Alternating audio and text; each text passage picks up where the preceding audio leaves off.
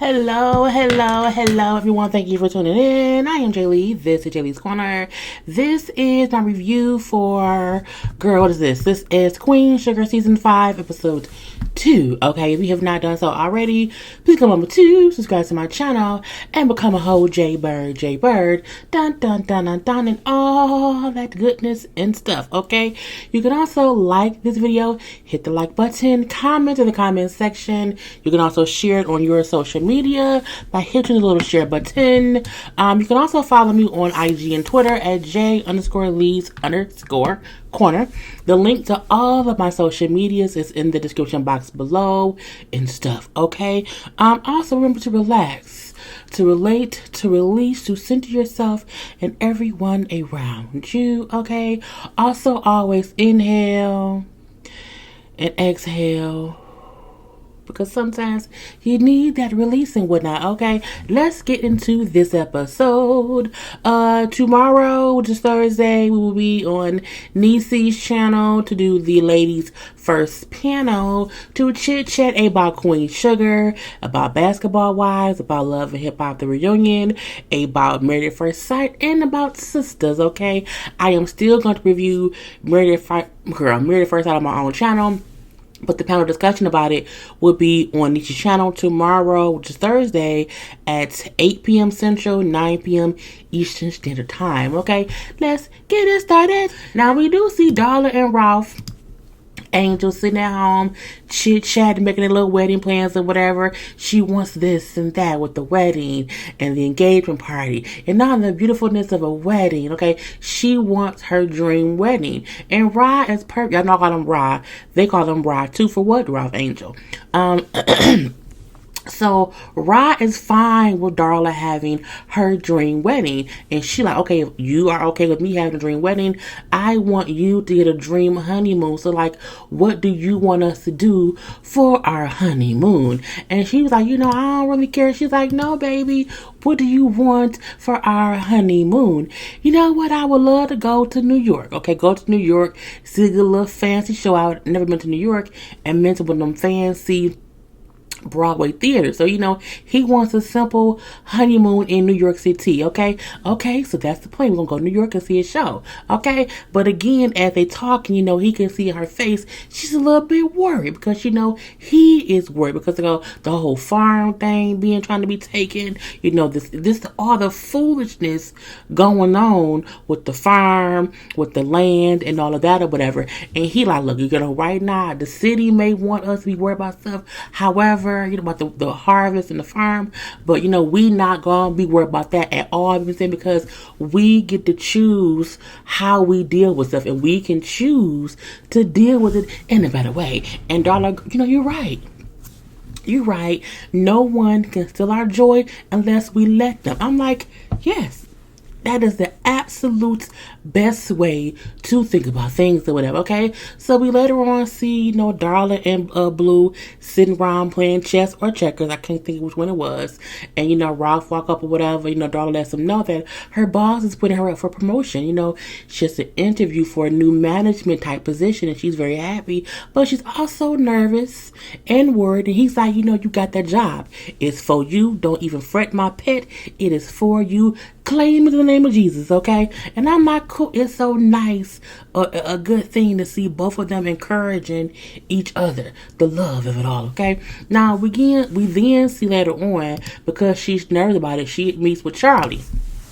And she wants to talk with Charlie about, tips on interviewing, okay? I always get nervous at interviews, whatever, because I feel like I'm on trial, and I just be nervous. I be nervous, Charlie. And Charlie has some great advice, like, don't feel like that you're on trial. Make it feel like they are on trial, because, you are there to help them. You know what I'm saying? They get up and they need to find someone to help them. So don't go in there begging for them to hire you. Leave them with the feeling that you can fix whatever problem they have and they need you. Okay? Don't want them, no, don't beg them to hire you. You should, want them to want you, okay? Because you can do whatever you need to do. And, well, I get it, don't focus on my past. Darla issue is in an interview, if my past comes up, how can I handle the conversation? And Charlie lets her know, interviews are about the future. Don't focus on the past, because your thing is tell them or convince them that their future will be better if they choose you for that position. You need to be fierce out loud. She was like, be fierce out loud. I'm like, that is a perfect, not a lot, that's a perfect affirmation. Be fierce out loud, because you can't have this innerness in you that you never let out. Okay, be fierce out loud. Okay, anyway, now we then see Charlie go to see Parker. Okay, and now I'm doing the show out of order to make it make sense, to have it be cohesive or whatever. So Charlie go to see Parker. Okay, but when she gets to the little thing at the office to meet with Parker, because they had a meeting set up, she's told by the lady at the front desk, oh, Parker isn't here. Parker cleared her schedule and whatever, and she can't. Well, you can sit and wait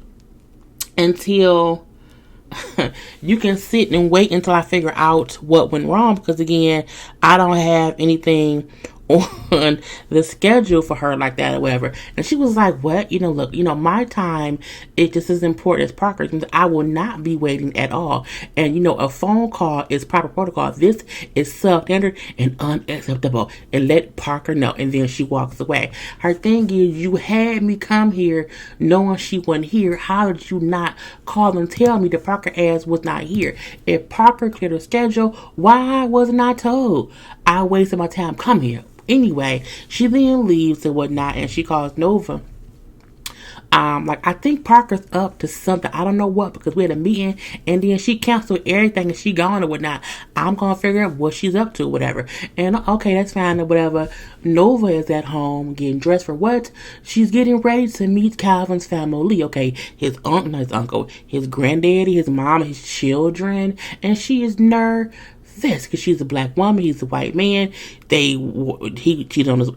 A lot went on, the cheatation with the wife, whatever. He now left the wife for Nova, and now they're a whole full-fledged couple. And his family is probably a bit racist, okay? But we're gonna let that begin. Charlie again had great advice.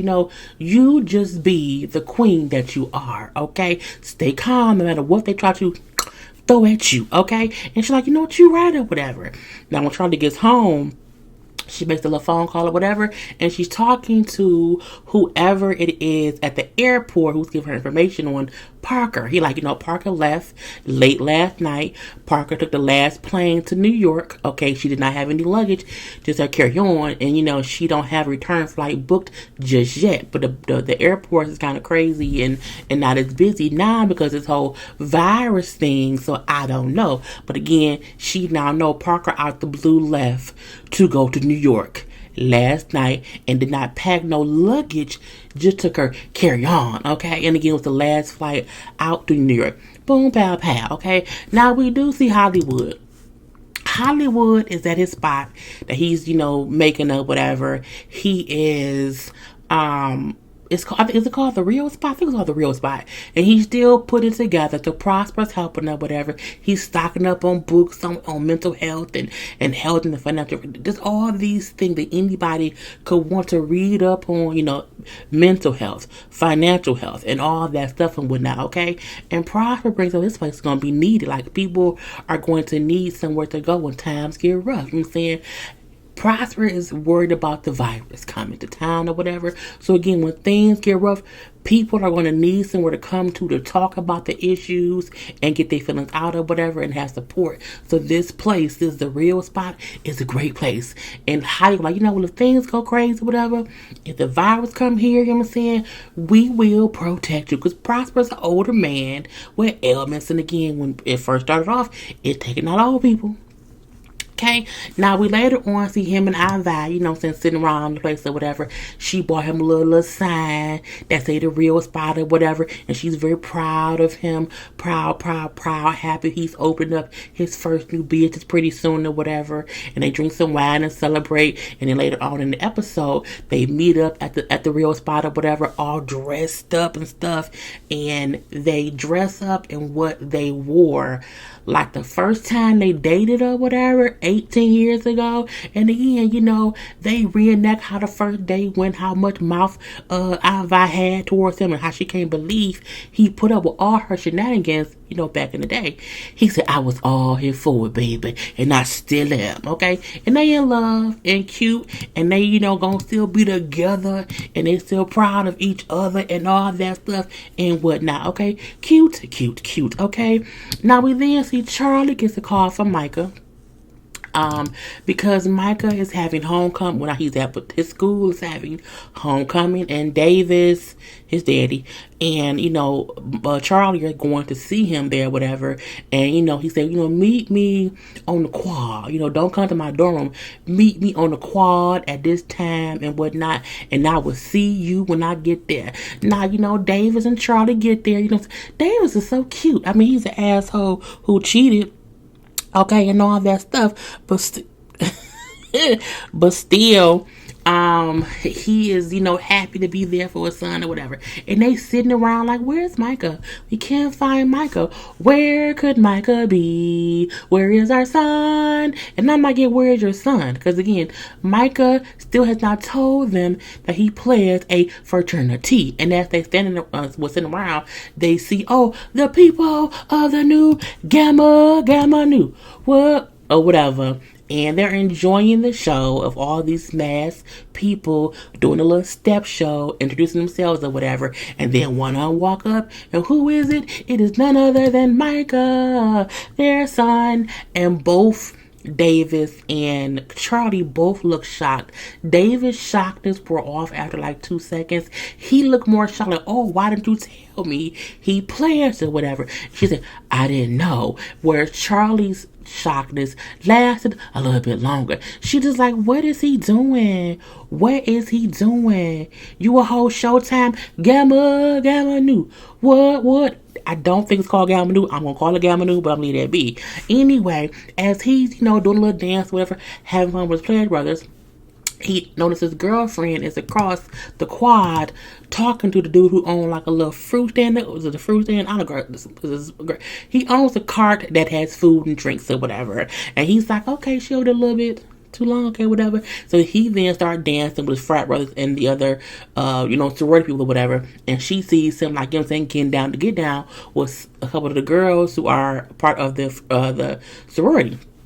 So they both, at different times, see each other talking to or interacting with someone that isn't each other. And when they later on kind of meet up and chit-chat a little bit, he asked her who the dude was. Oh, that's just so-and-so. He owns that. His father owns some in Lafayette or whatever. Oh, okay. But, it seemed like she lied. It seemed like he may be too. I don't know. But again, it wasn't really a big part of the storyline. So I'm going to skip over that, okay? Anyway, we do see that Charlie and Micah have a whole little talk later on. And her thing is like, why did you not tell us that you was going to pledge? Like, we was going like, why would you pledge a fraternity? Blah, blah, blah, blah. Why would you pledge a fraternity that, one, has a bad reputation or whatever? Why would you not pick the one that your dad was a part of or whatever? Why would you do this and not say anything? And his thing was like, well, I tried, dad's frat. They didn't want me, you know what I'm saying?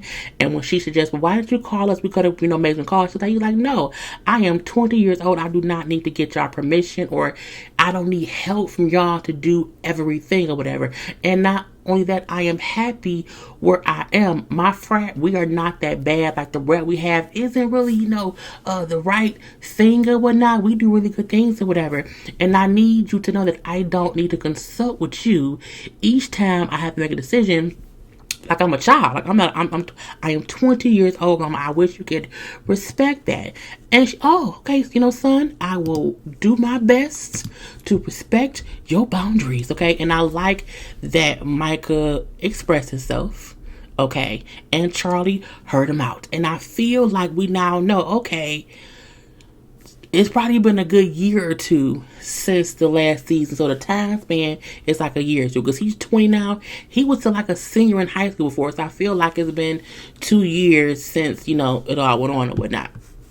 Leave that be. Now we then see Nova. Nova goes to meet Calvin's family. Okay, he really took her to his to his grandparents' house for granddaddy's like 89th, 100th birthday or whatever. And she meets his mom first.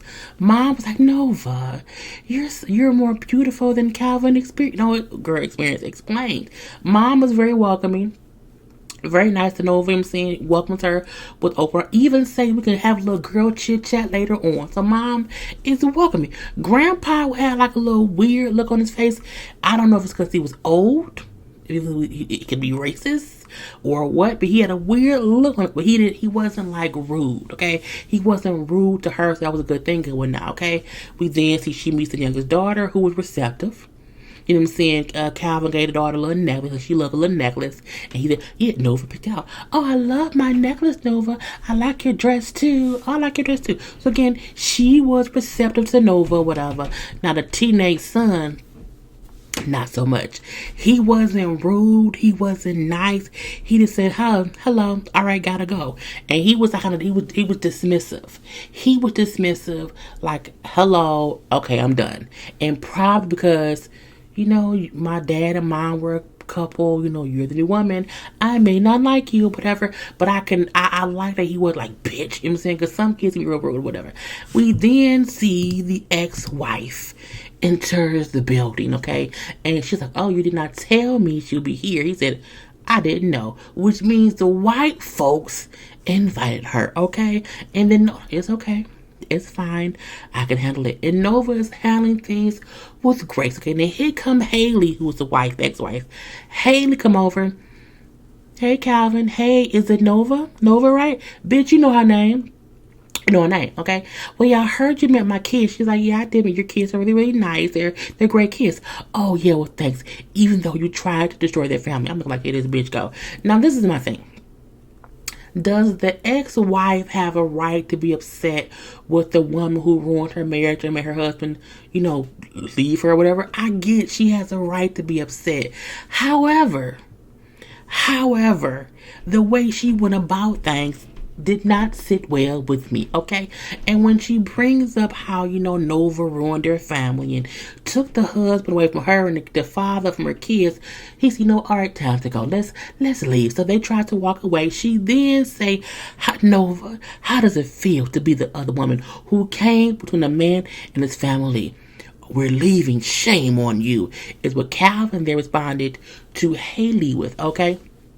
And well, you should be ashamed of yourself. You are the one who did this. Okay, go ahead, leave with this one until the next one, because they are all exchangeable. Meaning, you trying to say he keep messing with different people, right? Oh, okay. So my thing with that was, so that means Calvin was just a cheater.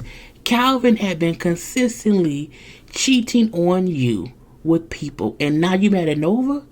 It's one thing if y'all was a whole happy couple and Nova came along and, he just changed or whatever.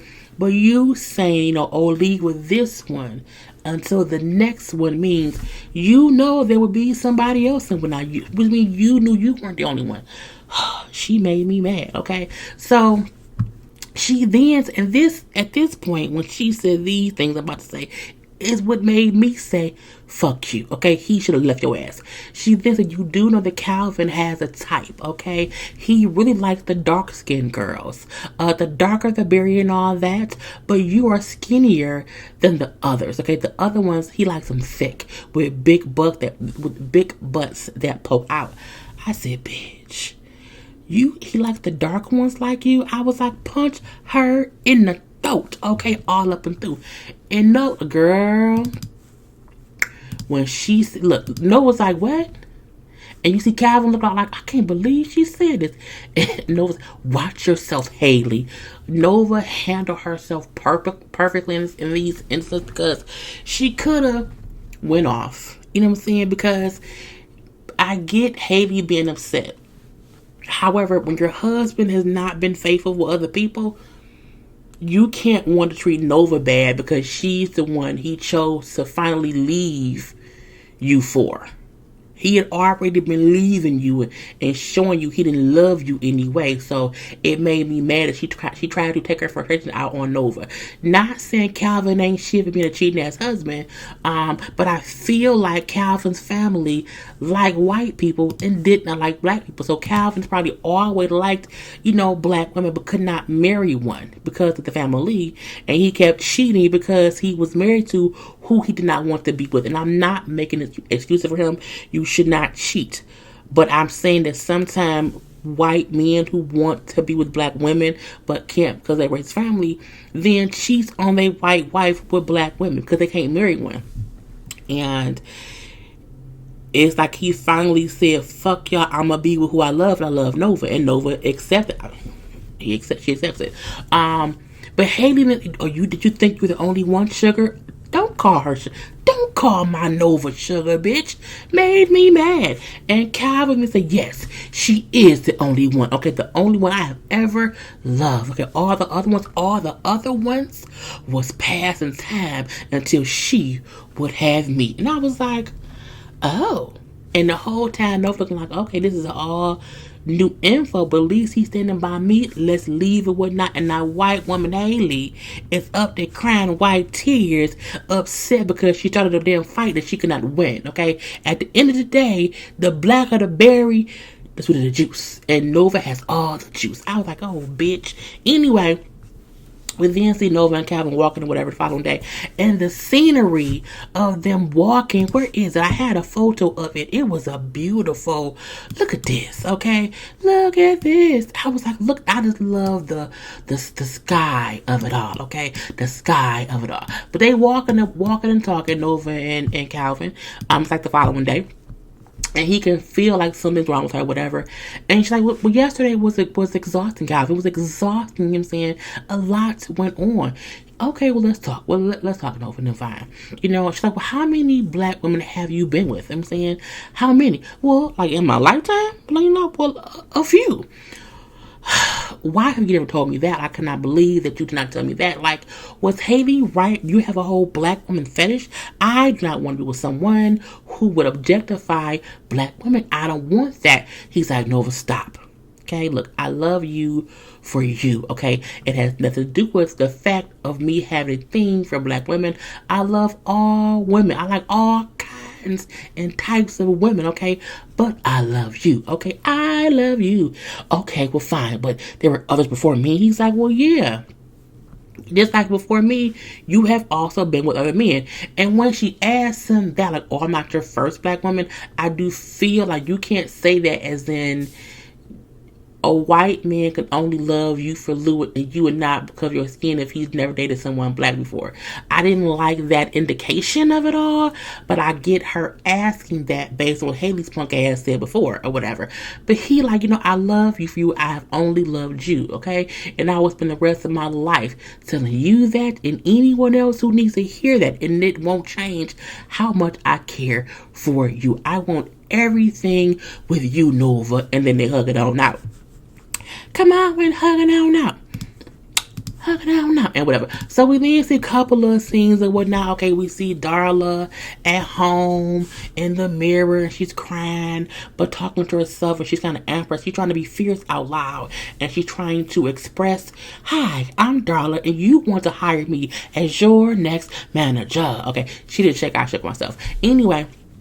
But she's crying because she's trying to overcome her fears or whatever. And Ralph Angel is at the door. He's like, you got it. You know what I'm saying? Oh, you got this out. They'll be lucky to have you. And he's encouraging her from afar, but also giving her space to have her own, feelings and emotions or whatever.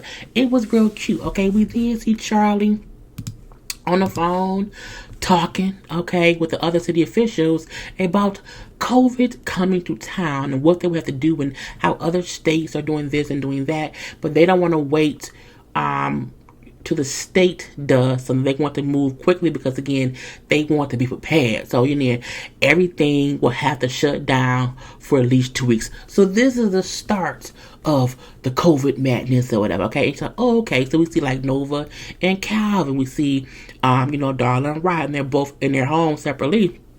They're watching the news about, the cases and this and cases that or whatever. And when Calvin said, well, Trump said, it was going to go away. Trump's an idiot. And I like how Nova's like, he's dumb. Like, he be lying. You know what I'm saying? We can't believe him. But again, they're just watching it happen or whatever. And then as Aunt Vi and Hollywood was on a little date, Strawberry calls Aunt Vi and gives her a heads up that everyone now has to take care of themselves. They can't depend on like the state of it. Like, they have to be able to do their due diligence to help each other, basically. And that, the counties are going to be preparing to shut down. And so Aunt Vi's pass will have to shut down for a few weeks. And she was giving her a little heads up. And you see, like, we'll return April 1st. And I was like, honey, April 1st came and went and went and went. Okay, now the whole episode. I liked the episode. I hope y'all did too. Until next time, I'll talk to you later. Gotta go. Peace.